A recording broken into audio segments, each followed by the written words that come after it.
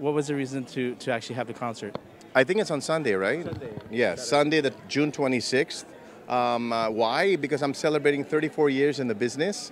I've not done a solo show in a long, long time in Los Angeles.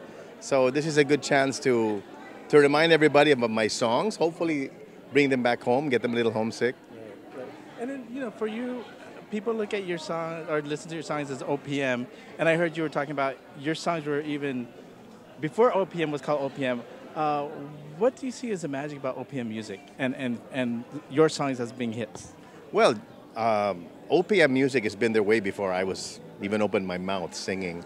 But I think what you overheard was me talking about my new CD, which is a collection of OPM songs that were recorded and popularized before OPM was ever OPM. We're talking almost Kundiman time.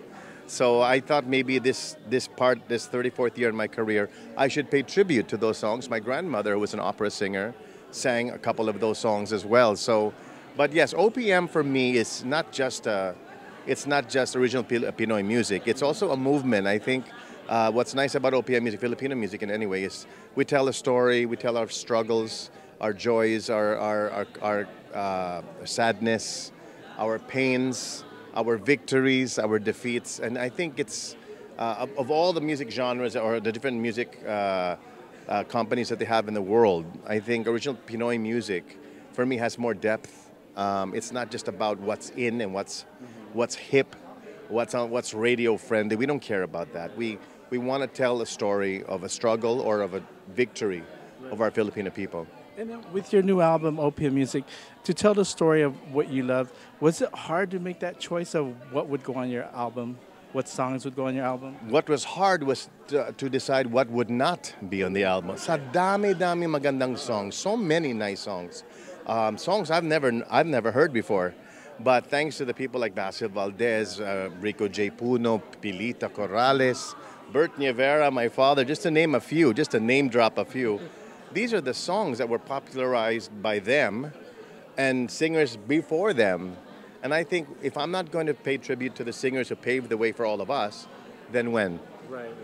But you're paving the way because now your son is really a strong advocate for OPM music, and especially this past weekend, there was a special concert with JR and Chris and Robin. Did you get to watch that show? I was there in the San Diego show, the very first show. I have to be honest with you, some of the music I have no idea, but just listening to them, I learned so much.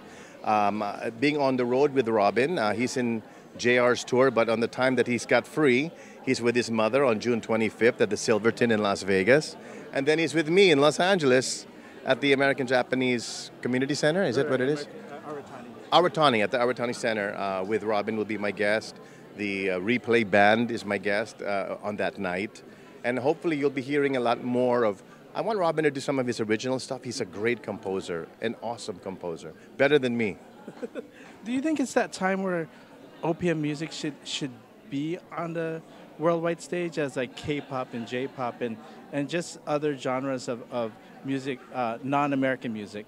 Do you see that a resurgence of OPM music, especially with the younger kids, with JR and Robin?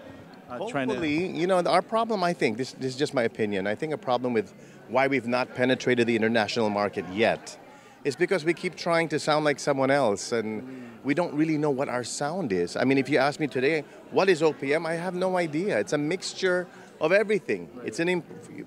My personal feeling is it's an improvement of everything. We really give you the lyrics. We really take care of the arrangement. We just don't throw away songs and we don't copy paste the way they do today.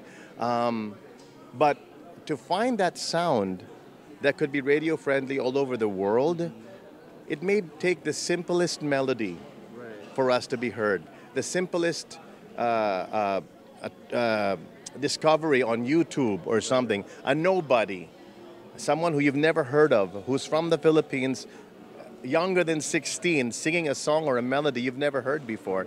It may take that, because today is all about this, Everything's on the internet, everything's in cyberspace somewhere floating around, just waiting to be discovered. Maybe that time is coming for the Filipino people. Do you think it's something like how they had that special Manila sound with the VST and all those other groups back then?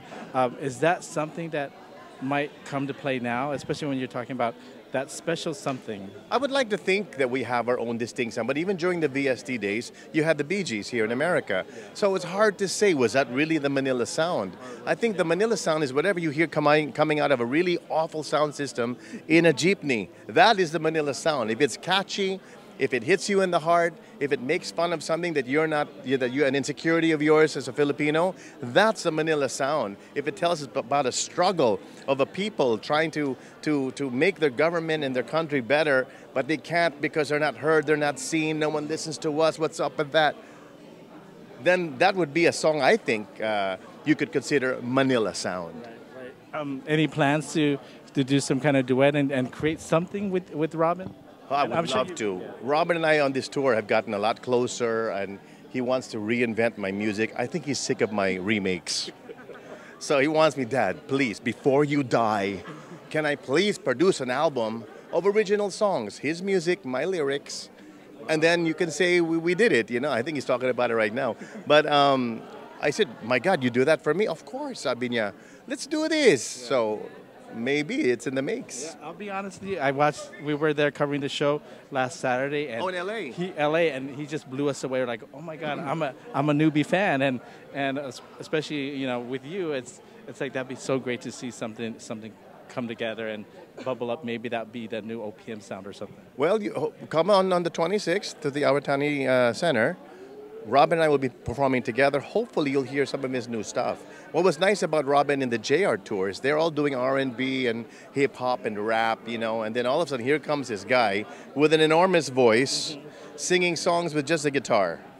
And for me, that in itself stands out, and Robin is truly a standout. Right. And definitely your standout. Martin was here, and just invite everybody, look at the camera, invite everybody. Please, on Sunday, June 26th at the Aratani Center, with Robin, the Replay Band will be there as well. They'll be starting the show, and then it's me and my band from Las Vegas, Laurie Illustre, the Big Mouth Band, with Robin Nievera, all for you, celebrating my 34th year in showbiz. That's June 26th. We'll see you there.